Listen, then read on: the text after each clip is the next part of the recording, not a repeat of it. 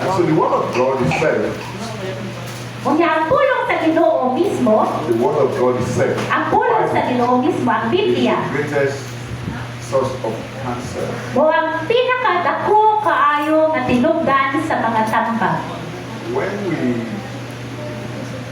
speak from the word of God, Na kung magstorya tagikan sa pulong sa Ginoo, when we take examples from the word of God, or mukuha tang mga ehemplo gikan sa pulong sa Ginoo, and you say in your heart, unya musulti kasi mo kasing-kasing. that's not for me, oh. Di na para nako. That's your own. Naara na sa imuha. The Bible says you are a, Iwan sa Biblia, sama ka sa usa ka buang-buang. may we not be kuwa in Jesus' name. Amen.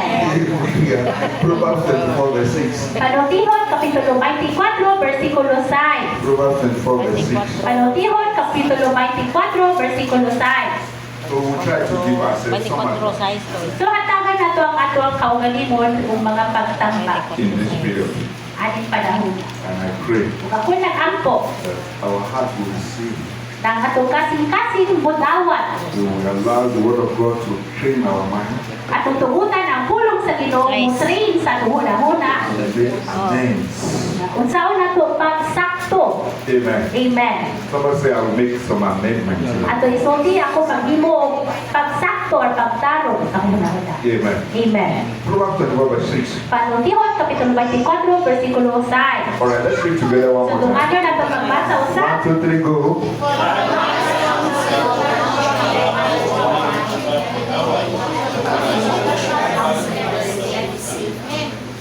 Amen. Amen. So when you decide that you want to fight me, So, kung mo desisyon ka nga, imuha kong awayon, that's advice. pangutana o tambag. Have you seen anybody that have fought a Negro man and overcome?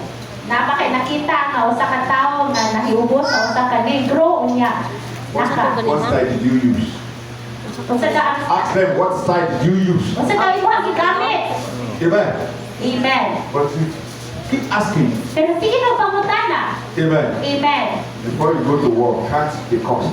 Sa di pa ka muangto sa trabaho, dapat imuha ng tuglon. Amen. Amen. The Lord will help us. Amen. You say, let's go. So magpadayon ka And in the multitude of what? Counselors. sa kadaghan sa mga nagtambag. That's why we have parents. Wala natay ginikanan, We have mothers. natay inahan, We have fathers. natay amahan, We have brothers. natay igsuon, We have aunties. natay mga Uncles. tita o tito. Some of them, Ang guban kanila, God has positioned them in our lives ibutang na sila sa Ginoo para sa ato ang kinabuhi.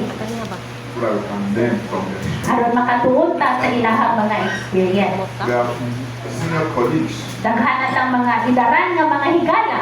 And sometimes Ug usakay, we have people that are not even up to us. napay uban nga mga katawhan na dili pa nato kaedad. But we can see the hand of God upon them. Pero makita nato ang kamot sa Ginoo naglihok sa ilang And see kinabuhi. that this fellow, even though younger than me in age, Nakani nga bata, bisan mas mangod pa siya sa akuha sa edad, has the wisdom of God. na siya'y kaalam sa Ginoo. Tell yourself, Sumbihin mo kaugalingon. I will not miss the messenger of God for my life. Dili na ako kami sa mensahe sa Ginoo para sa ako ang kinabuhi. I will not miss what? The messenger of God for my life. Ang pulong sa Ginoo para sa ako ang kinabuhi. Husbands, Mga bana, our wives